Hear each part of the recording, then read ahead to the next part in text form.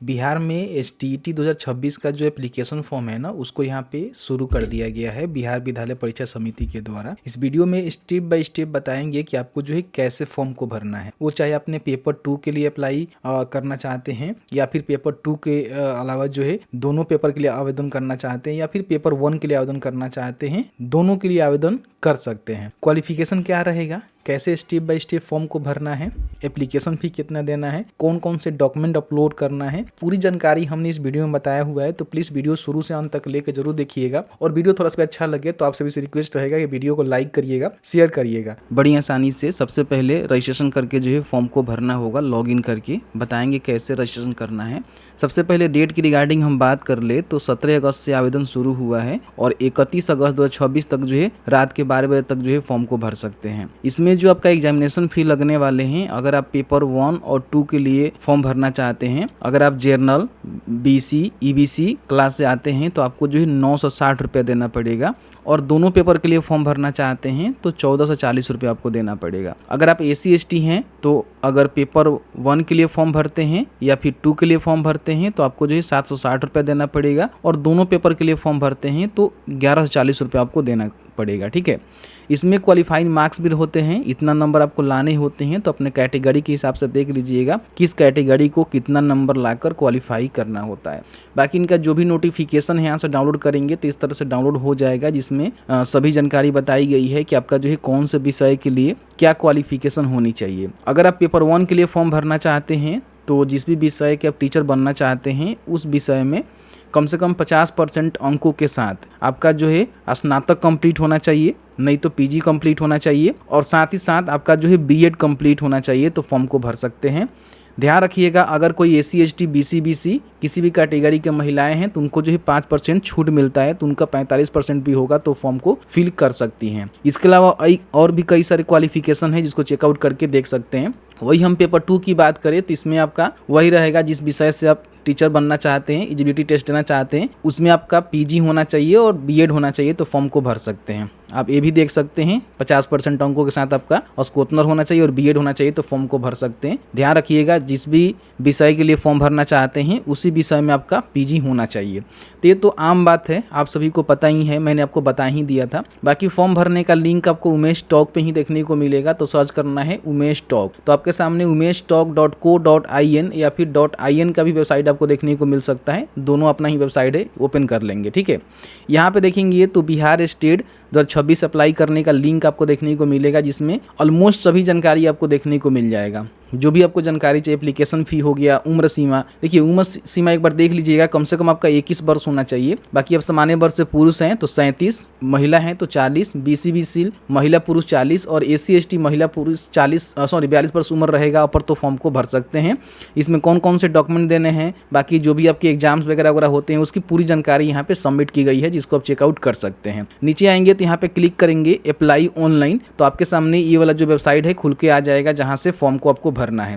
देखिए, फॉर्म भरने के लिए सबसे पहले आपको जो है रजिस्ट्रेशन करना होता है, उसके बाद जो है लॉगिन करके फॉर्म को भरना होता है। तो सबसे पहले रजिस्टर के सामने क्लिक का बटन है, इस पे आपको क्लिक करना है। अब जैसे ही क्लिक करेंगे तो यहाँ पे सबसे पहले अपना जो भी रजिस्ट्रेशन का डिटेल्स है उसको फिल करना है, जिसमें कैंडिडेट का जो नेम है वो आपको टाइप करना है। ठीक है, अगर उनका कोई मिडिल नेम है तो यहाँ पे टाइप करेंगे और कोई लास्ट नेम है तो यहाँ पे टाइप करेंगे। ठीक है, इस तरह से आपको टाइप करना है।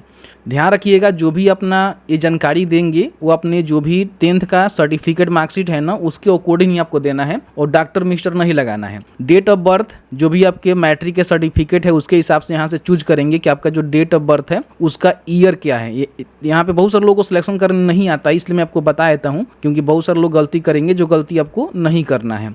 उसके बाद यहाँ पे अपना मंथ और यहाँ पे डे, तो इस तरह से आपका जो डेट ऑफ बर्थ है उसका सिलेक्शन हो जाएगा। इस फॉर्म में जो भी मैं जानकारी दिखा रहा हूँ डमी है, इससे कोई भी व्यक्ति का लेना देना नहीं है। यहाँ पे अपना जो भी उम्र है वो आपको देखने को मिलेगा, कितने साल के आप हो रहे हैं। फिर यहाँ पे अपना जेंडर बताएंगे, मेल फीमेल, कोई ट्रांसजेंडर भी हैं तो वो भी फॉर्म को भर सकते हैं, कोई इशू नहीं है। एक मोबाइल नंबर यहाँ पे लिखेंगे, उस मोबाइल नंबर को यहाँ पे कंफर्म करना होगा, यानी कि दोबारा एंट्री करेंगे।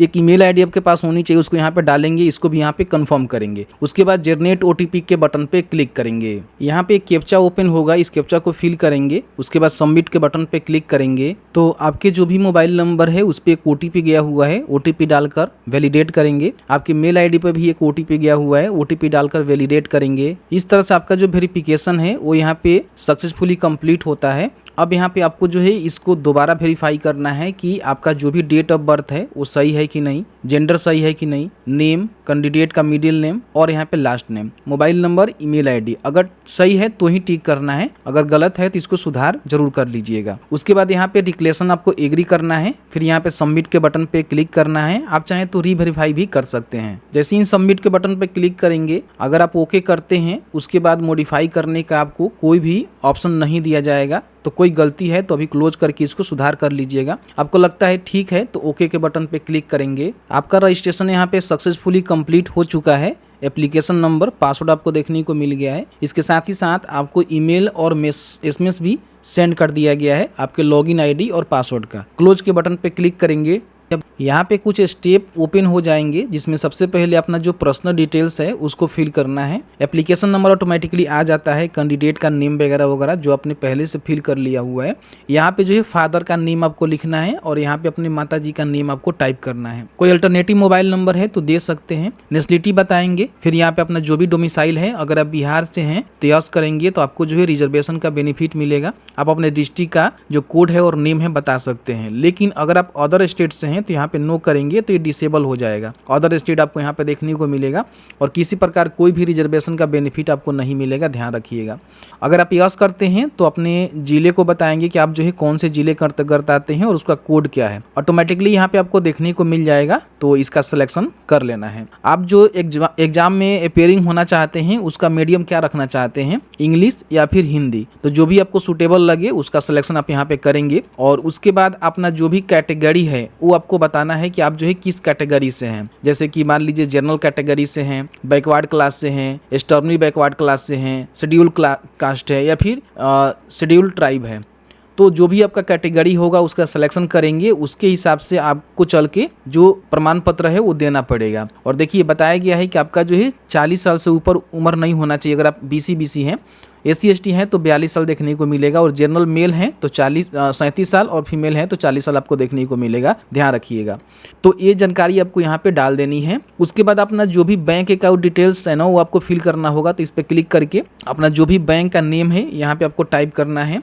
उसका ब्रांच कहाँ है वो आपको बता देना है कि भाई कौन से ब्रांच में आप यहाँ पे अपना अकाउंट खुलवाए हैं और उसका अकाउंट नंबर क्या है उसको लिखना है। और यहाँ पे जो इसका IFSC कोड होता है ना उसको भी मेंशन करना है। तो ये ऑप्शनल है, इसको छोड़ भी सकते हैं, ऐसा नहीं है कि देना मैंडेटरी है, लेकिन अगर आपके पास है तो मेरा मानना है कि दे दीजिएगा। यहाँ पे अपना जो भी आइडेंटिफिकेशन मार्क्स है उसको बताना है कि आपके चेहरे पे कहीं भी कट का तिल का निशान है। जैसे कि मान लीजिए अगर तिल का निशान है तो मोल मार्क यहाँ पे लिखेंगे, जहाँ भी आपका है इस तरह से आप टाइप कर देंगे, ठीक है।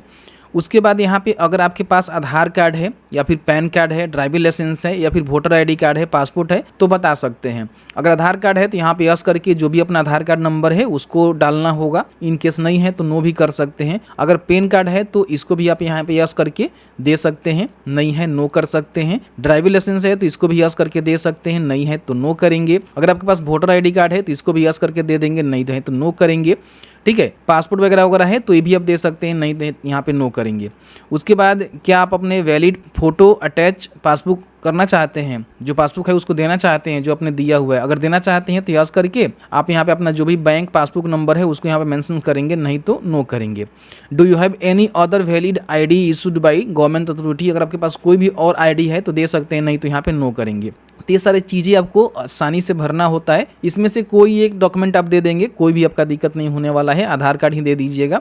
और उसके बाद यहाँ पे आपको टिक करना है और सेव एंड नेक्स्ट के बटन पे क्लिक करना है। यहाँ पे एडिशनल डिटेल्स आपको फिल करना है, जिसमें अगर आप एक सर्विसमैन है तो बता सकते हैं किस प्रकार के सर्विसमैन है, आपने कब ज्वाइनिंग किया था, आपका रिटायरमेंट कब हुआ था, आपने सर्विस जो है कितने मतलब दिनों तक किया था वो बता सकते हैं। नहीं है तो नो कर देंगे, नहीं भरना पड़ेगा। अगर आप बेंचमार्क डिसेबिलिटी डिटेल्स देना चाहते हैं, कोई डिसेबल व्यक्ति है तो यस करके बता सकते हैं किस प्रकार के डिसेबल है, विजुअली आपका है, हियरिंग है, लोकोमोटर है, मेंटली है या फिर मल्टीपल है, तो आप देख लीजिएगा जो भी आपका डिसेबिलिटी है उसके हिसाब से यहाँ पे बताएंगे, नहीं है तो यहाँ पे इसको भी नो करेंगे। ठीक है, तो बस दो ही आपको यहाँ पे देखने को मिलेगा, इसको सेव करेंगे। अब यहाँ पे अपना जो भी कम्युनिकेशन डिटेल्स है ना उसको फिल करना है, जिसमें एड्रेस लाइन 1 आपका जो भी विलेज पोस्ट वगैरह वगैरह, यहाँ पे अपना जो भी थाना ब्लॉक है उसको बताएंगे, कंट्री स्टेट यहाँ बताएंगे कौन से स्टेट से हैं, और फिर यहाँ पर डिस्ट्रिक्ट अपना सेलेक्ट करेंगे कौन से डिस्ट्रिक्ट के अंतर्गत आप आते हैं। सारे डिस्ट्रिक्ट यहाँ पे आपको देखने को मिल जाएगा।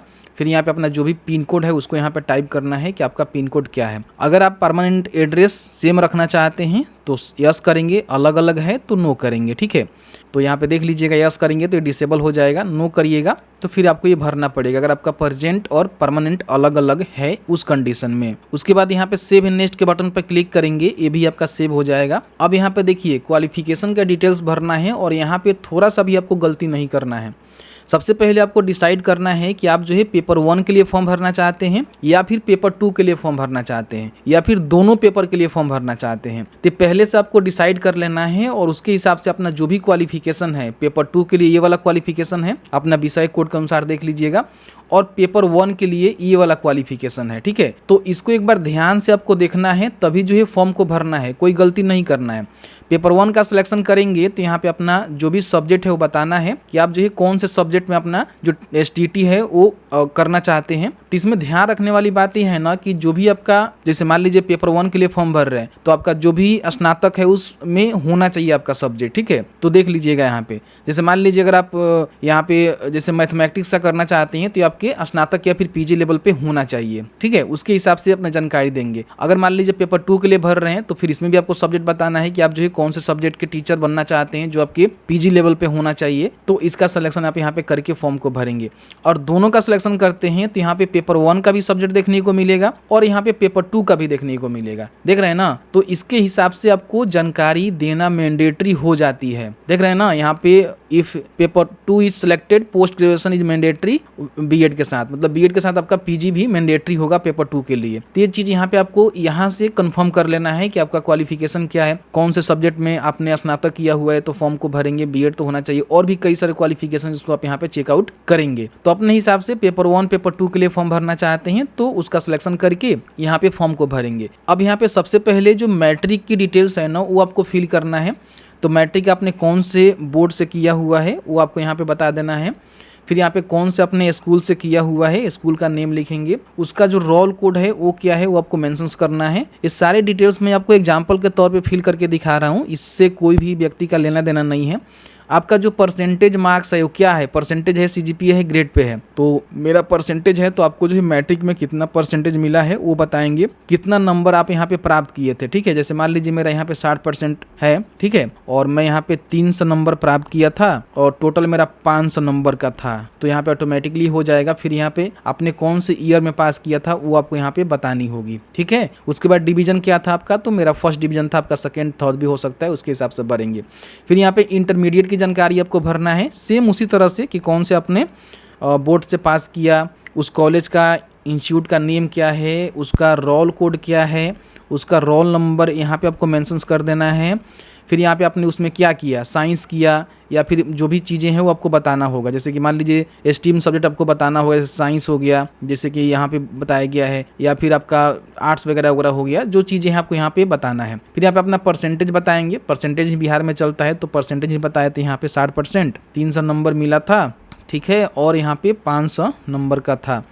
ईयर ऑफ पासिंग आपको बताना है कि आपने जो है पास कब किया, तो देख लीजिएगा यहाँ पे 1 मिनट, यहाँ पे अपने हिसाब से जो भी अपना पासिंग ईयर है वो आपको बता देनी है और डिवीजन अपना बता देना है। ठीक है, तो इस तरह से जानकारी को फिल करना है। अगर ये पता नहीं है तो मैंडेटरी नहीं है, छोड़ भी सकते हैं, लेकिन जहाँ पे स्टार मार्क लगा हुआ है ना इसको भरना मैंडेटरी है। अब यहाँ पे ग्रेजुएशन का डिटेल्स आपको फिल करना है। ठीक है, कि आपने जो है कौन से बोर्ड यूनिवर्सिटी से आपने ग्रेजुएशन किया वो आपको लिखना है। फिर यहाँ पे कॉलेज का नेम आपको लिख देना है, कौन से कॉलेज है। मैं आपको एग्जाम्पल के तौर पर फिल करके दिखा रहा हूँ। रोल कोड यहाँ पे लिखेंगे, आपका रोल कोड क्या है, फिर यहाँ पे अपना रोल नंबर लिखेंगे और यहाँ पे आप बताएंगे कि आप साइंस में आपने BA किया हुआ है, हिस्ट्री से या फिर MSc से, जो भी चीज़ें हैं उसको बताएंगे, लेकिन ये बताना जरूरी भी नहीं है, आप चाहे तो दे सकते हैं। फिर यहाँ पे परसेंटेज है, CGPA है, ग्रेड है, जो भी है वो बताएंगे। मेरा तो भाई परसेंटेज ही था तो मैं इस तरह से यहाँ पे बता दे रहा हूँ। ठीक है, अब बाकी अपना देख लीजिएगा। उसके बाद कितना नंबर आप लाए थे, सॉरी यहाँ पे परसेंटेज हमको 50 करना है और यहाँ पे 400 नंबर हमको मिला था, टोटल जो है 800 नंबर का आपका ग्रेजुएशन है,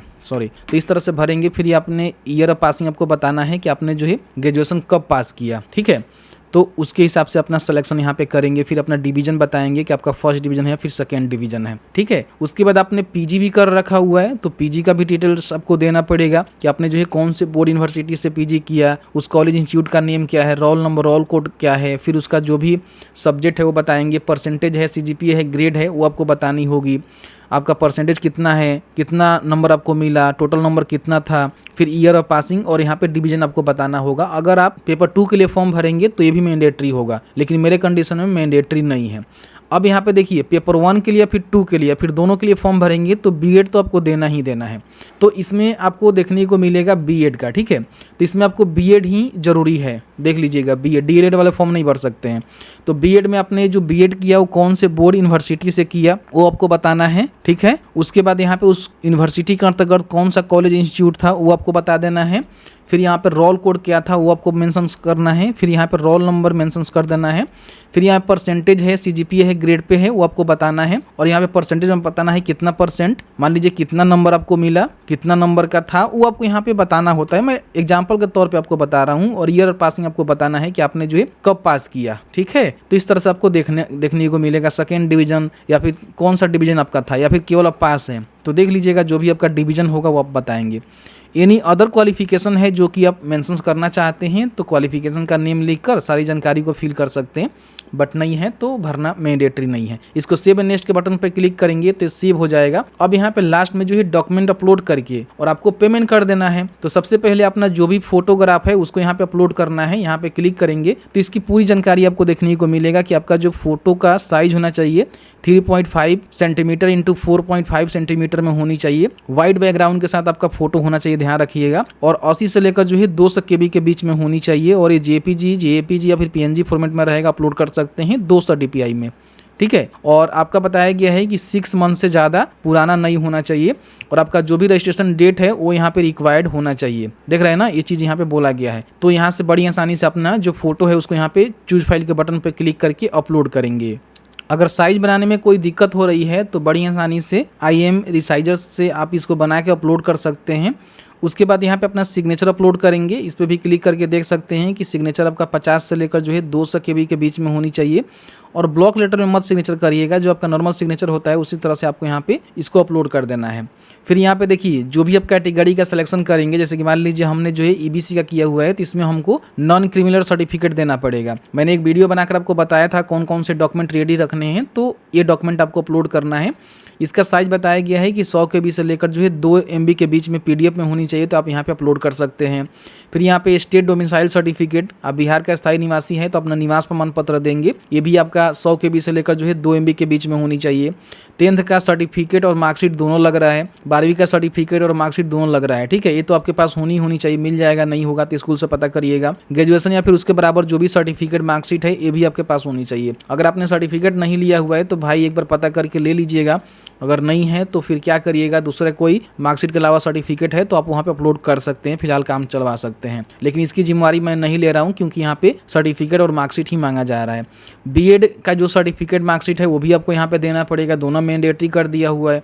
तो देख लीजिएगा, सर्टिफिकेट नहीं है भाई तो एक बार अपने रिस्क पे दूसरा भी कोई आपके पास मार्कशीट के अलावा सर्टिफिकेट होगा तो वो लगा सकते हैं। बाकी यहाँ पे अदर क्वालिफिकेशन आप दिए हैं तो उसका सर्टिफिकेट, अदर कोई रिलेवेंट डॉक्यूमेंट देना चाहते हैं, चेकबुक वगैरह देना चाहते हैं, ये सब ऑप्शनल है। तो आप यहाँ पे पासबुक वगैरह देना चाहते हैं तो दे सकते हैं। बाकी जहाँ पे स्टार मार्क लगा हुआ है ना, सबको अपलोड करना है, देना है। तो सबका साइज 100 से लेकर जो है 2 MB के बीच में होनी चाहिए। स्कैन करके आप इसको JPG में PDF में कन्वर्ट कर सकते हैं, कोई बड़ी बात नहीं है। और उसके बाद क्या करेंगे कि अपलोड करने के बाद यहाँ पे आपको क्या करना है कि 960 रुपया जो भी आपका कंडीशन होगा उसके हिसाब से एप्लीकेशन फी देखने को मिलेगा। तो यहाँ पे आपको टिक करना है, कैप्चा को फिल करके सबसे पहले प्रीव्यू करना है, इसको चेक करना है। पूछेगा आप श्योर है, सबमिट करना चाहते हैं, बाद में मॉडिफाई नहीं कर सकते हैं तो ओके के बटन पे क्लिक करेंगे। इस तरह से आपका जो फॉर्म है ना यहाँ पे सबमिशन के लिए रेडी हो जाएगा। अब यहाँ पे आपको पेमेंट करना है तो पे के बटन पे क्लिक करेंगे। यहाँ पे कई सारे मोड है, आप UPI, card, net banking, QR code से पेमेंट करना चाहते हैं तो यहाँ से बड़ी आसानी से पेमेंट को कंप्लीट करेंगे। आपका एप्लीकेशन कंप्लीट हो जाएगा। तो मैंने जो है पूरी प्रक्रिया बताया कि बिहार स्टेट 2026 का जो फॉर्म है वो कैसे भरना है। कहीं भी आपको किसी प्रकार की कोई डाउट आ रही है, कुछ पूछना है, आप हमें बता सकते हैं। उसके लिए हम अलग से वीडियो या फिर कमेंट्स में पॉसिबल होगा तो कमेंट सेक्शन में ही बताने की कोशिश करेंगे। तो बस आज की इस वीडियो में इतना ही। वीडियो अच्छा लगा है तो वीडियो को लाइक करेंगे, शेयर करेंगे। मिलते हैं एक नए वीडियो में एक नए टॉपिक के साथ।